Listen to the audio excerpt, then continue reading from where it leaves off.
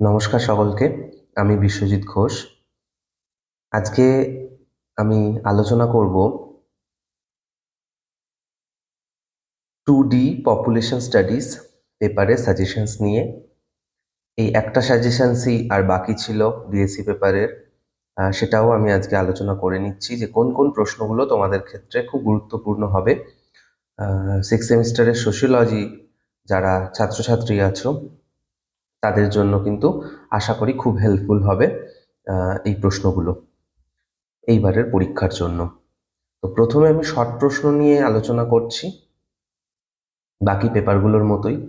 Short প্রশ্নে প্রথম যেটা তোমরা পড়বে সেটা হচ্ছে হোয়াট ইজ ডেমোগ্রাফি, অর্থাৎ জনসংখ্যা তত্ত্ব কি, এটা তোমরা অবশ্যই পড়বে। নেক্সট হচ্ছে হোয়াট ইজ পপুলেশন স্টাডিজ, এটাও অবশ্যই দেখে যাবে যে জনসংখ্যা অধ্যয়ন কি। পপুলেশন স্টাডিজ তোমাদের যে পেপারটা আছে সেখানে কিন্তু তোমাদের পপুলেশন স্টাডিজ কাকে বলে অবশ্যই দেখতে হবে এবং সাথে সাথে ডেমোগ্রাফি কনসেপ্টটাও কিন্তু পড়তে হবে। নেক্সট প্রশ্ন, who wrote the book an essay on the principle of population. An essay on the principle of population গ্রন্থের রচয়িতা কে, গ্রন্থটি কে লিখেছে, এটা তোমরা দেখে যাবে। নেক্সট 4 নম্বর, ডিফাইন পপুলেশন রেজিস্টার, জনসংখ্যা নিবন্ধীকরণের সংজ্ঞা দাও, এটাও তোমরা দেখে নিতে পারো। Next number 5, what is demographic variables, জনতাত্ত্বিক চলক সমূহগুলো কি, এটাও কিন্তু খুব ইম্পর্ট্যান্ট একটা প্রশ্ন। জনতাত্ত্বিক বা ডেমোগ্রাফিক ভেরিয়েবলসগুলো কি কি সেটা তোমরা অবশ্যই দেখবে। Next number 6, define life table, জীবন সারণীর সংজ্ঞা দাও, এটাও অবশ্যই তোমরা পড়ে যাবে, আমার মনে হচ্ছে খুব গুরুত্বপূর্ণ হতে পারে এইবারের জন্য।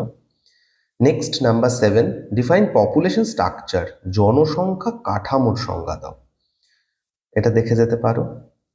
নেক্সট প্রশ্ন, what is age specific fertility rate, বয়স নির্দিষ্ট প্রজনন হার কি। ফার্টিলিটি রেট, ফার্টিলিটি এগুলো খুব ইম্পর্টেন্ট এবারের জন্য থাকছে, অবশ্যই দেখে যাবে।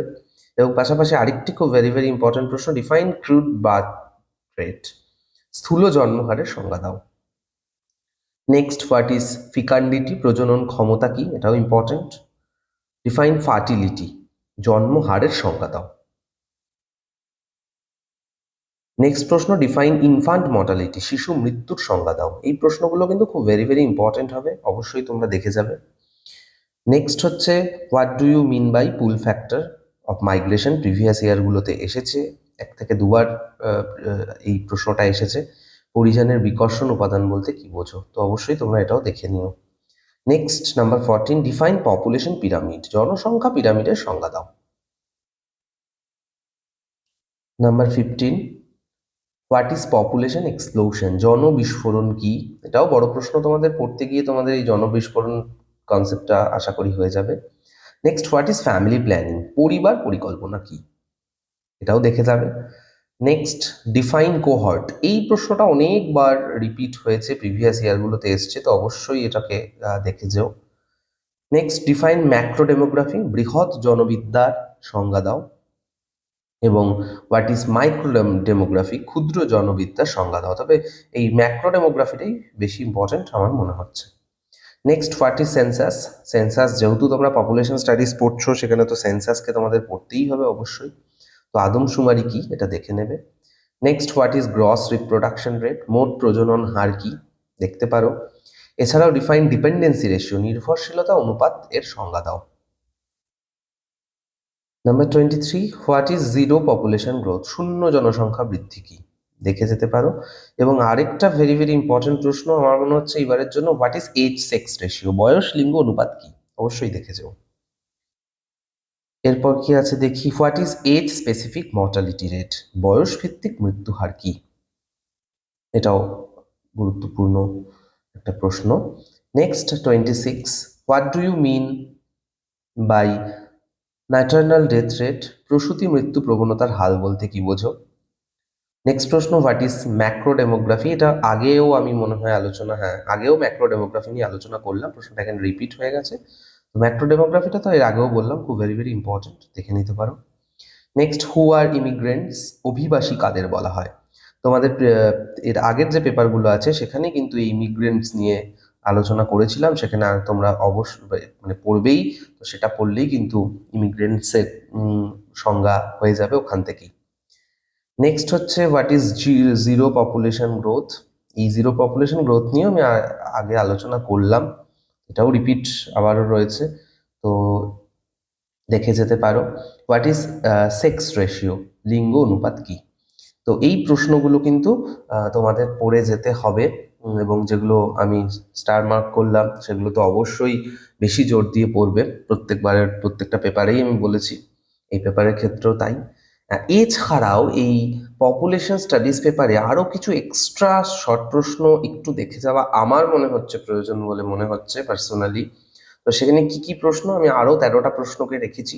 সেখানে ফার্টিলিটি রেট, একদম বেসিক, মানে সাধারণভাবেই দেখে যাবে যে ফার্টিলিটি রেট বলতে, সরি, টোটাল ফার্টিলিটি রেট বলতে কি বোঝায়, what is age specific birth rate, what is reproduction rate, what is age composition, এছাড়া define dependency ratio, what is age sex pyramid, what is migration, what is forced migration, what is birth rate, what is death rate,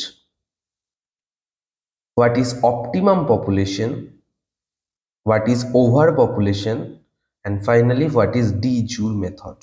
এই প্রশ্নগুলো আমার extra মনে হয়েছে যে প্রয়োজন হতে পারে, তো অবশ্যই একবার চোখ বুলিয়ে যাবে এই প্রশ্নগুলো। তার মধ্যে থেকেও এই birth rate, death rate, age sex pyramid, বা reproduction rate, age sex specific birth rate, এগুলো তো ভেরি ভেরি ইম্পর্টেন্ট আমার মনে হচ্ছে, ডি জুর মেথড ইনক্লুডিং। তো এই প্রশ্নগুলো তোমরা দেখে যেতে পারো শর্ট প্রশ্নের ক্ষেত্রেও এক্সট্রা হিসেবে। এবার আমি আসি ব্রড কোশ্চেনের ক্ষেত্রে 5 এবং 10 নম্বরের কি কি তোমাদের থাকতে পারে, গুরুত্বপূর্ণ হতে পারে। Number 1, define demography and distinguished it from population studies, অর্থাৎ জনসংখ্যাবিদ্যার সংজ্ঞা এবং জনসংখ্যা গঠনের সাথে পার্থক্য নির্ণয় করতে হবে, ভেরি ভেরি ইম্পর্টেন্ট থাকছে। Next, discuss the scope and subject matter of demography, এই জনবিজ্ঞানের পরিধি বিষয়বস্তু অবশ্যই তোমরা পড়ে যাবে। এছাড়াও next number 3, what is the sources of demographic data, জনবিজ্ঞান তত্ত্বের উৎসগুলি কি কি। এরপর, what are the possible errors in census data, আদমশুমারির উপাত্তে সম্ভাব্য ত্রুটিগুলি কি, দেখে যাবে, খুব গুরুত্বপূর্ণ প্রশ্ন এটাও। এছাড়াও আরও একটা গুরুত্বপূর্ণ প্রশ্ন থাকছে, differences between de facto and de jure method, de facto এবং ডি জিওর পদ্ধতির মধ্যে পার্থক্য উল্লেখ করো। তোমাদের কাছে যদি নোট না থাকে, মেটেরিয়ালস না থাকে, অবশ্যই আমাকে হোয়াটসঅ্যাপ করবে, হোয়াটসঅ্যাপ নাম্বার দেওয়া থাকবে ডেসক্রিপশনে, সেখান থেকে তোমরা আমাকে হোয়াটসঅ্যাপে টেক্সট করতে পারো, আমি মেটেরিয়ালস প্রোভাইড করে দেবো। Next number 6, write a short note on age sex pyramid, বয়স ও লিঙ্গ পিরামিডের ওপর সংক্ষিপ্ত টিকা লেখো। এটাও খুব ইজি প্রশ্ন, এটাও মনে হচ্ছে খুব ইম্পর্টেন্ট হতে পারে এবারের জন্য।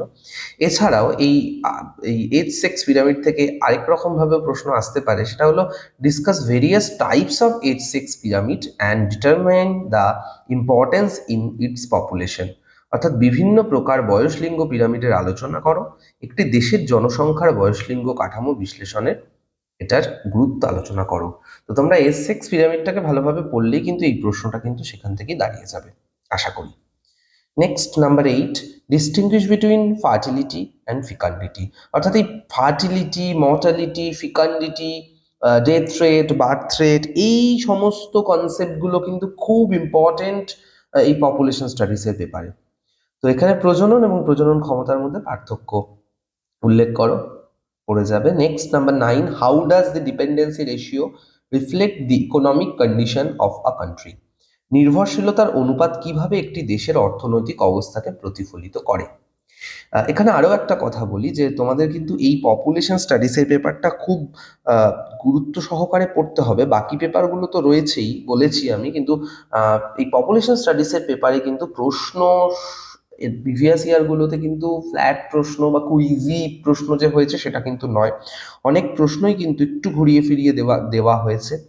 তবে লাস্ট ইয়ারে কিন্তু খুব সহজ প্রশ্ন মানে করা হয়েছে, ইউনিভার্সিটি যে প্রশ্ন করা হয়েছিল লাস্ট ইয়ারে 2023, সেখানে কিন্তু খুব ইজি আমার মনে হয়েছে প্রশ্ন, কিন্তু তার আগের ইয়ারগুলোতে কিন্তু প্রশ্ন একটু ঘুরিয়ে ফিরিয়ে দিয়েছে, সুতরাং সেইভাবেই তোমাদের কিন্তু এই পেপারটাকে ফোকাস করতে হবে। তো এই নির্ভরশীলতার অনুপাত কিভাবে একটি দেশের অর্থনৈতিক অবস্থাকে প্রতিফলিত করে তোমরা দেখে যাবে। এছাড়াও নেক্সট হচ্ছে how does age structure affect economic development, বয়স কাঠামো কিভাবে অর্থনৈতিক উন্নয়নকে প্রভাবিত করে। তো প্রশ্নগুলো দেখেই বুঝতে পারছো কিরম ধরনের প্রশ্ন বা কিভাবে প্রশ্নগুলো আসছে। এছাড়াও নেক্সট প্রশ্ন, when a population is said to be optimum, write an essay on the idea of optimum।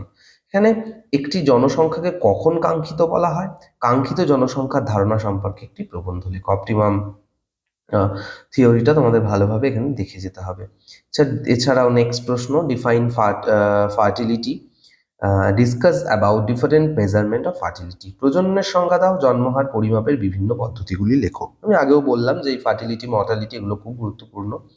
এর পরের প্রশ্ন দেখো, write down different causes of infant and child mortality India, অর্থাৎ ভারতবর্ষের শিশু মৃত্যুর কারণ ও ফলাফল সম্পর্কে আলোচনা করো। এই প্রশ্নগুলো খুব কিন্তু ইম্পর্টেন্ট তোমাদের জন্য থাকছে। Next, why infant death is called an index of economic development, শিশু মৃত্যুর হারকে অর্থনৈতিক উন্নয়নের সূচক বলা হয় কেন। তো দেখে নেবে এই দুটো রিলেটেড প্রশ্ন। নেক্সট হচ্ছে distinguished between fertility and mortality. এর আগে যেটা ছিল ফার্টিলিটি ফিকান্ডিটি, কিন্তু হ্যাঁ খেয়াল রাখবে, আর এটা হচ্ছে ফার্টিলিটি মর্টালিটি, জন্মহার মৃত্যুহারের মধ্যে পার্থক্যগুলি উল্লেখ করো। এরপরে নেক্সট কোশ্চেন কি আছে দেখি, ডিফাইন মাইগ্রেশন, খুব সহজ মাইগ্রেশনের concept. What step do you think should be taken to face the problems created by rapid population growth as result of internal migration in the major cities of West Bengal. কি বলেছে, প্রজননের সংজ্ঞা দাও হলো। নেক্সট, আভ্যন্তরীণ স্থানান্তরের কারণে পশ্চিমবঙ্গের বড় শহরগুলিতে জনসংখ্যা দ্রুত বৃদ্ধির ফলে যেসব সমস্যার সৃষ্টি হচ্ছে তা মোকাবিলার জন্য কি ধরনের পদক্ষেপ নেওয়া উচিত বলে তুমি মনে করো। তাহলে সুতরাং দেখো, এই পপুলেশন স্টাডিজে কিন্তু তোমাদের কিন্তু ইনস্ট্যান্ট এমন প্রশ্ন আসছে যে ইনস্ট্যান্ট কিন্তু সেখানে তোমাদের কনসেপ্টগুলো না জানা থাকলে লেখাটা কিন্তু মুশকিল হয়ে যাবে।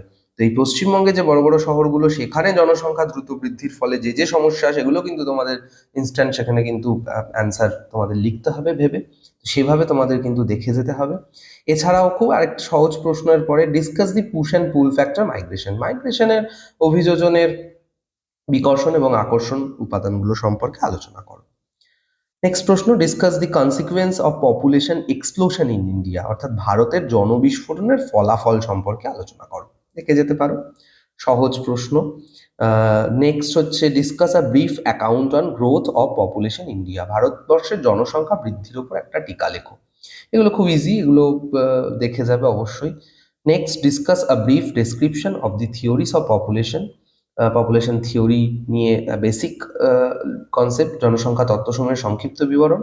Discuss which of this theories are applicable in the context of India, ভারতবর্ষের পরিপ্রেক্ষিতে এর কোন তত্ত্বটি প্রযোজ্য তা আলোচনা করো।